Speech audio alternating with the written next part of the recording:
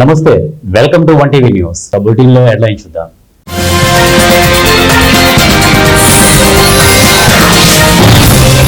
ఏ క్షణమైన వెనిజులాపై దాడి, అమెరికా అధ్యక్షుడు డొనాల్డ్ ట్రంప్ ప్రకటన.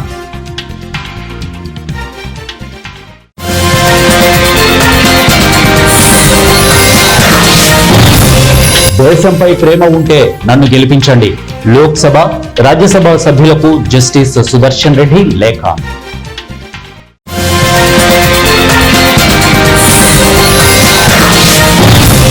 జీఎస్టీ 2.0తో ఆదాయ లోటు ఉండదు, ఆర్థిక మంత్రి నిర్మలా సీతారామన్.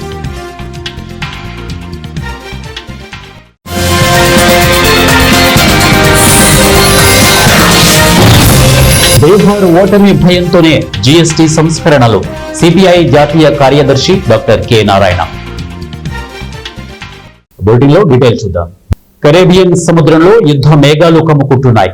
అమెరికా అధ్యక్షుడు ట్రంప్ కొత్త యుద్ధానికి తెరతీస్తున్నారు. డ్రగ్స్ ముఠాలను అంతం చేసేందుకంటూ వెనిజులాపై దాడులకు సిద్ధమవుతున్నారు. కరేబియన్ సముద్రంలో భారీగా యుద్ధ నౌకలు, జలాంతర్గాములు, అత్యాధునిక యుద్ధ విమానాలను మోహరిస్తున్నారు. 4500 మంది సైనికులతో 8 యుద్ధ నౌకలు కరేబియన్ సముద్రంలోకి వెళ్లాయి.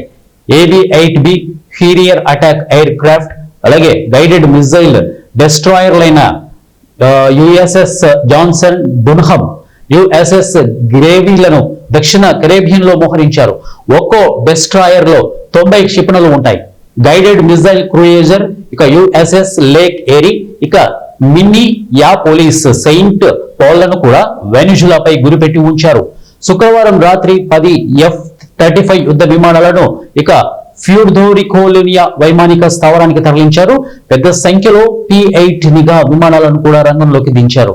ఏ క్షణమైన అమెరికా దళాలు వెనిజులాపై దాడులు చేస్తాయన్న ప్రచారం జరుగుతోంది. వెనిజులాలోని డ్రగ్స్ ముఠాల నుంచి మాదక ద్రవ్యాలు అమెరికాలోకి విపరీతంగా వస్తున్నాయని ట్రంప్ చాలా కాలంగా ఆరోపిస్తున్నారు. జీఎస్టీ రేట్ల సవరణతో కేంద్ర ప్రభుత్వ ఆదాయానికి, ద్రవ్య లోటుకు ఎలాంటి ఇబ్బంది ఉండదని కేంద్ర ఆర్థిక మంత్రి నిర్మలా సీతారామన్ స్పష్టం చేశారు. రేట్ల తగ్గింపుతో ప్రస్తుత ఆర్థిక సంవత్సరాన్ని అంచనా వేసిన 48,000 కోట్ల ఆదాయపు లోటును, పెరిగే వినియోగం, జీడీపీ వృద్ధి రేటు భర్తీ చేస్తాయని అన్నారు. దాంతో ఈ ఆర్థిక సంవత్సరం ద్రవ్య లోటును జీడీపీలో 4.4% వద్ద కట్టడి చేయాలన్న ప్రభుత్వ లక్ష్యం నెరవేరుతుందని వారు తెలియజేశారు. దేశం పట్ల ప్రేమ ఉంటే తనను ఉపరాష్ట్రపతిగా గెలిపించాలని ఇండియా కూటమి తరపున బరిలో నిలిచిన సుప్రీంకోర్టు మాజీ న్యాయమూర్తి justice B Sudarshan Reddy parliament సభ్యులను కోరారు. తాను వ్యక్తిగా మద్దతు కోరడం లేదని, సర్వసత్తాక ప్రజాస్వామ్య రిపబ్లిక్ గా భారతదేశ విలువలను గౌరవించేందుకు ఓటు వేయాలని విజ్ఞప్తి చేశారు. ఈ ఎన్నికల్లో ఏ రాజకీయ పార్టీకి విధేయంగా ఉండాల్సిన అవసరం లేదని, ఏ పార్టీ విప్ జారీ చేయదని తెలిపారు. రహస్య బ్యాలెట్ ప్రకారం ఓటింగ్ జరుగుతుందని గుర్తు చేశారు. ప్రతి ఒక్కరికి తమ అంతరాత్మ ప్రబోధాన్ని అనుసరించాల్సిన నైతిక బాధ్యత ఉందన్నారు. ఈ మేరకు ఉభయ సభల ఎంపీలకు జస్టిస్ సుదర్శన్ రెడ్డి ఆదివారం లేఖ రాశారు.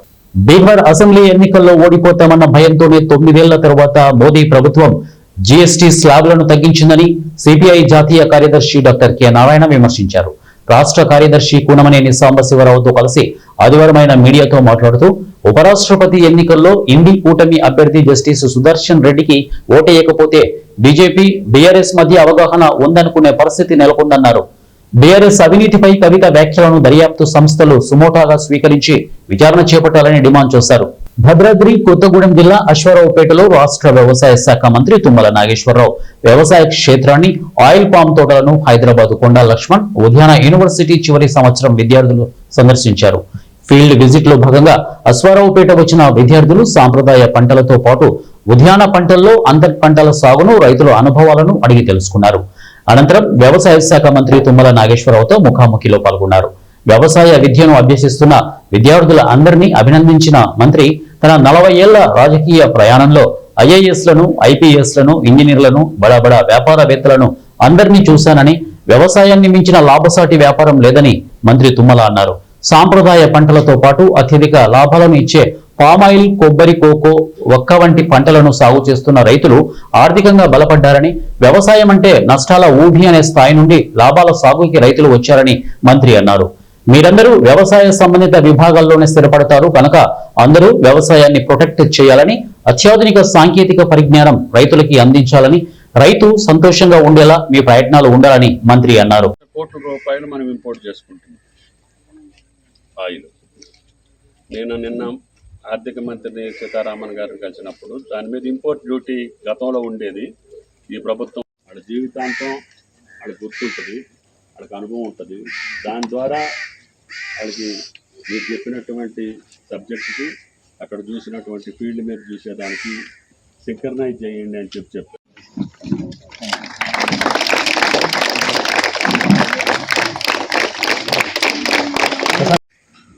బ్యాచ్లు అక్కడ ఇక్కడ ఏమని చెప్పారు వీసీ గారు, రాజిరెడ్డి గారు, అదే ఇక్కడ వద్దాయా అక్కడ మా అగ్రికల్చర్ కాలేజీకి తీసుకెళ్ళండి అశ్వరావుపేట. అన్ని దానాలకెల్లా అన్నదానమే మహాదానమని ఆర్లబండ మఠం పీఠాధిపతి మరిస్వామి తాత అన్నారు. కర్నూలు జిల్లా కోసగిలో పౌర్ణమిని పురస్కరించుకుని ఉరుకుంద రోడ్డులో వెలసిన శ్రీ సద్గురు జోయిసి కృష్ణమ్మబ్బ పుణ్య ఆశ్రమంలో కోసగి టీడీపీ మండల అధ్యక్షులు పల్లెపాడు రామరెడ్డి భక్తులకు అన్నదాన కార్యక్రమం ఏర్పాటు చేశారు. ముందుగా ఆశ్రమంలో ఆర్లబండ మఠం పీఠాధిపతి మరిస్వామి తాతకు భారీ గజమాల శాలువా కప్పి కోసగి మండల టీడీపీ అధ్యక్షులు పల్లెపాడు రామరెడ్డి సన్మానం చేశారు. అనంతరం ఆయన దీవెనలు అందుకుని భక్తులకు ఆశ్రమంలో టీడీపీ మండల అధ్యక్షులు పల్లెపాడు రామరెడ్డి భక్తులకు అన్నదానం ఏర్పాటు చేశారు. అనంతరం పల్లెపాడు రామరెడ్డిని ఆర్లబండ పీఠాధిపతి మరిస్వామి తాత శాలువా పూలమాలలతో సన్మానించారు. ఈ కార్యక్రమంలో ఆర్లబండ మఠం పీఠాధిపతి భక్త శిష్యులు తదితరులు పాల్గొన్నారు.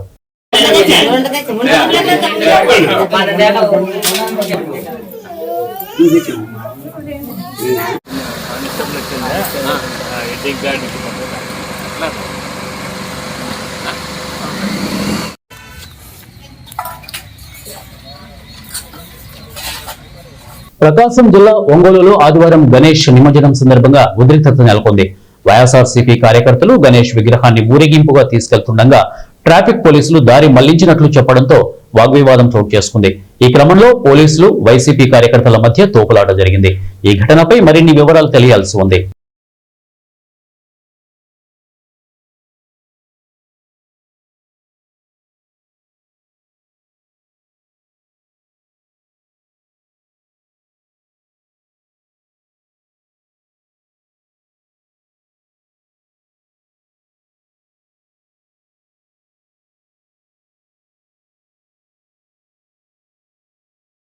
అనంతపురం జిల్లా కుందిర్పి మండలం కరిగానిపల్లి గ్రామంలో శ్రీ శశిమాకులమ్మ దేవాలయంలో గుర్తు తెలియని దొండగులు చోరీకి పాల్పడ్డారు. ఆలయ తాళాలు పగలగొట్టి అమ్మవారి తాలిబొట్టు, 2 తులాల విలువ చేసే బంగారము, 20 తులాల వెండి ఆభరణాలు, 6,000 నగదును ఎత్తుకెళ్లారు. దేవాలయంలోకి వచ్చిన పూజారి గుడి తలుపులు తెరచి ఉండడాన్ని గమనించి చోరీ జరిగినట్లుగా గుర్తించి పూజారి గ్రామస్తులకు సమాచారం ఇచ్చాడు. దేవాలయంలో జరిగిన చోరీపై కరిగానిపల్లి గ్రామస్తులు పోలీసులకు ఫిర్యాదు చేశారు. గతంలోని ఈ దేవాలయంలో 30 తులాల వెండి ఆభరణాలు, 15 కేజీల చిల్లర నాణ్యాలు గుర్తు తెలియని దుండగులు ఎత్తికెళ్లారని గ్రామస్తులు ఆవేదన వ్యక్తం చేశారు. కేసు నమోదు చేసి చోరీపై కొండూర్పి పోలీసులు విచారిస్తున్నారు. అమ్మవారి మెడలో తాళిబొట్టు సార్ 1.5 తులం సార్, అది కూడా ఎత్తుకోమన్నారు సార్. బంగారు సార్.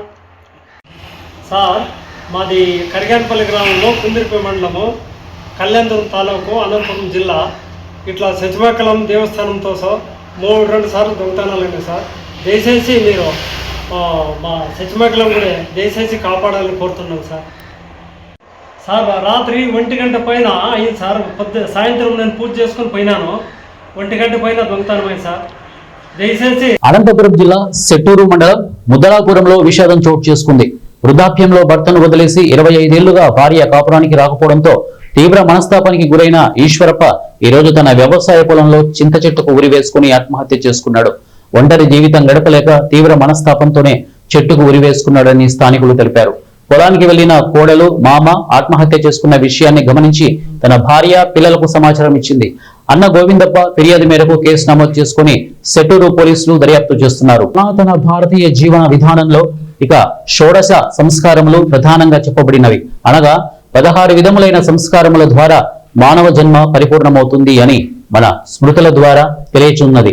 ఇటువంటి ప్రధానమైన సంస్కారములను నిర్వహింప చేస్తూ సమాజమును ఉత్తములైన పౌరులతో నింపే విధంగా కృషి చేసేవారు పురోహితులు.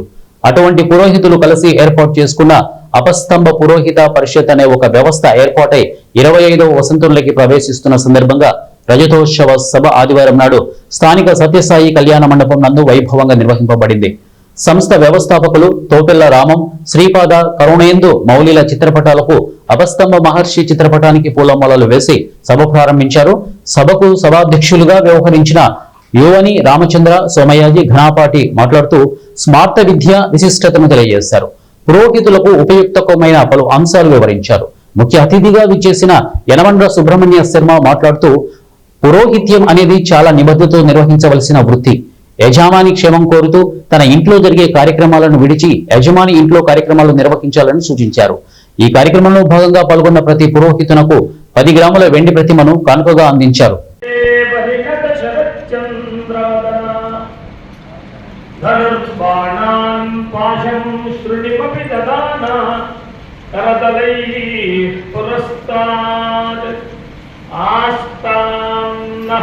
పల్నాడు జిల్లా దాచేపల్లిలో ఆదివారం రాష్ట్ర స్థాయి కరాటే పోటీలు ప్రారంభమయ్యాయి.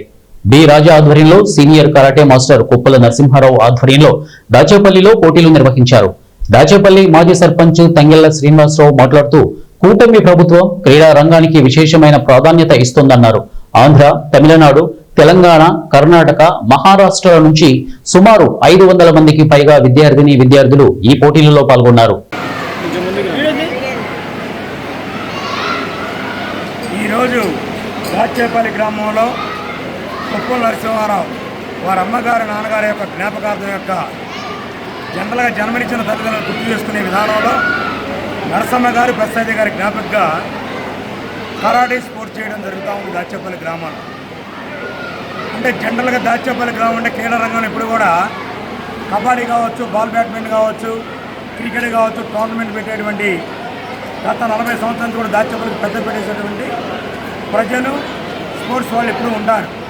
కానీ ఈనాటి కార్యక్రమానికి సారు చిలకలూరుపేట నుండి 1984 నుండి ఈ రోజు వరకు కూడా దరిదాపుగా సుమారుగా వారి చేతుల మీద సుమారుగా 38వ సంవత్సరంగా ప్రతి సంవత్సరం టీంలో భాగంగా ఈనాటి దాచేపల్లి గ్రామంలో 500 మంది పైన పిల్లలు పార్టిసిపేట్ జరిగింది.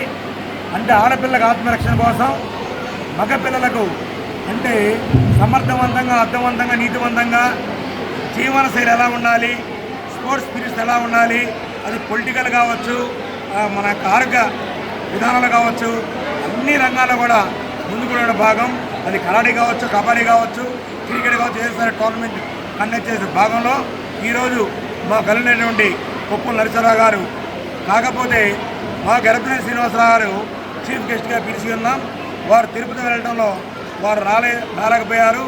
రేపు రాబోయే రోజుల్లో దీన్ని మరలా మేము బాగా పెద్ద ఎత్తున చేసి ఒక క్రీడా అకాడమీలాగా దాచేపల్లి గ్రామంలో క్రీడా రంగంలో ముందుకు తీసుకోవాలని కోరుకుంటూ ఈ మాస్టర్లందరూ కూడా ధన్యవాదాలు తెలియజేసుకుంటూ ఇలానే ఎప్పుడు కూడా మీరు ఈ కార్యక్రమానికి పెద్దపేట వేసిన మీ అందరూ కూడా మా దాచేపల్లి గ్రామానికి వచ్చినందుకు మహారాష్ట్ర, కర్ణాటక, తమిళనాడు, తెలంగాణ, ఆంధ్ర ఈ 4 రాష్ట్రాలను ఇచ్చారు కాబట్టి అందరూ కూడా ధన్యవాదాలు తెలియజేసుకుంటూ కార్యక్రమాన్ని కొనసాగింపుగా కోరుతా ఉన్నాను.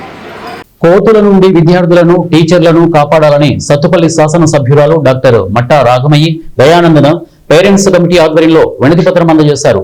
ఈ సందర్భంగా పేరెంట్స్ కమిటీ అధ్యక్షులు శ్రీనివాసరావు మాట్లాడుతూ ఖమ్మం జిల్లా కల్లూరు సాంఘిక సంక్షేమ గురుకుల బాలికల పాఠశాలలో కోతులతో తీవ్ర ఇబ్బందులు పడుతున్నారని వారు ఆవేదనకు గురయ్యారు. కళాశాలలో 640 మంది బాలికలు ఉన్నారని, గత 3 సంవత్సరాల నుంచి పిల్లలు ఇబ్బందులు పడుతున్న దృష్ట్యా ఎన్ని ప్రయత్నాలు చేసినా కోతులు కళాశాల నుంచి వెళ్లిపోవట్లేదని, దానికి కొండముచ్చు లాంటి వేషంతో కోతులు అల్లించడం జరిగిందని, బాంబులు పేల్చమని ఇలా ఎన్ని ప్రయత్నాలు చేసినా కోతులు వెళ్లిపోవట్లేదని అన్నారు. ప్రతిరోజు విద్యార్థులను, టీచర్లను కోతులు గాయపరచడం జరుగుతోందని ఆవేదన వ్యక్తపరిచారు. దీనికి ఏకైక మార్గం హాస్టల్ చుట్టూ ప్రహరీ గోడకు సోలార్ ఫెన్సింగ్ వేసి కోతుల నుండి విద్యార్థులను, టీచర్లను రక్షించాలని పేరెంట్స్ కమిటీ తల్లిదండ్రులు కోరుతున్నారు. గురుకుల పాఠశాల విద్యార్థులకు వాష్రూమ్స్ సమస్య ఎక్కువ ఉందండి. ప్రభుత్వం స్పందించి ఆ వాష్రూమ్స్ త్వరగా కట్టియాలని కోరుకుంటున్నాం. మనం చేస్తా ఉన్నాం. పేరెంట్స్ కమిటీ తరఫున గత 3 సంవత్సరాల నుంచి హాస్టల్లో ఉన్నటువంటి సమస్యల గురించి ఉన్నతాధికారుల దృష్టికి తీసుకెళ్ళడం జరిగింది. ఆ సమస్యలు ఏంటంటే ప్రధానంగా కల్లూరు హాస్టల్లో కోతులు బెడద ఎక్కువగా ఉంది. అంత మాత్రమే కాదు, బాత్రూముల విషయమై కూడా మాకు పెద్ద సమస్యగా ఉంది. అయితే ఈ కోతుల సమస్య వల్ల ప్రతిదినము పిల్లలు ఎవరో కట్ట కోతుల వల్ల గాయపడుతూ ఉన్నారు. పిల్లలే కాదు, ఉపాధ్యాయులు కానీ, ఇక్కడ చేసే వర్కర్లు కానీ అందరూ కూడా కోతుల వల్ల ఎంతో సఫర్ అవుతూ ఉన్నాం. అయితే గత 3 సంవత్సరాల నుంచి తల్లిదండ్రులు అందరం కలిసి ఈ కోతుల సమస్య కొరకు చాలా ప్రయత్నాలు మేము చేయడం జరిగింది. బాంబులు పేల్చాం, తర్వాత ఈ యొక్క మాస్కులు అంటే కొండముచ్చు మాస్కులు వేసుకొని కూడా తిరగడం జరిగింది. అయినను ఈ సమస్యలకే పరిష్కారం కూడా ఎంత మాత్రం కూడా మాకు కనపడినట్టు అనిపించలా. అయితే గత సంవత్సరము పేరెంట్స్ అందరం కలిసి, తల్లిదండ్రులు అందరం కలిసి ఈ సమస్యకు ఏకైక మార్గము హాస్టల్ చుట్టూ సోలార్ ఫెన్సింగ్ ఎత్తే తప్ప ఈ కోతుల సమస్య నుంచి పిల్లలు రక్షించబడలేరని చెప్పేసి మేము ఒక తీర్మానం. బోటింగ్ ముగించే ముందు హెడ్లైన్స్ మరొకసారి.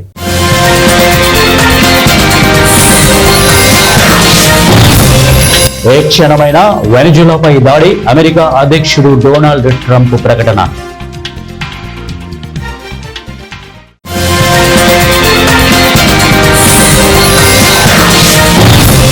దేశంపై ప్రేమ ఉంటే నన్ను గెలిపించండి, లోక్సభ రాజ్యసభ సభ్యులకు జస్టిస్ సుదర్శన్ రెడ్డి లేఖ.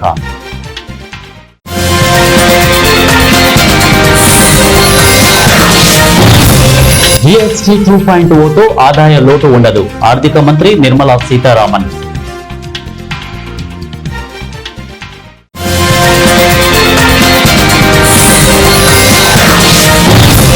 బీహార్ ఓటమి భయంతోనే జీఎస్టీ సంస్కరణలు, సిపిఐ జాతీయ కార్యదర్శి డాక్టర్ కె నారాయణ. ఇవి బులెటిన్ అప్డేట్స్. నెక్స్ట్ బులెటిన్ లో కలుద్దాం. Until then keep watching 1 TV news. ప్రతిక్షణం ప్రజల పక్షం.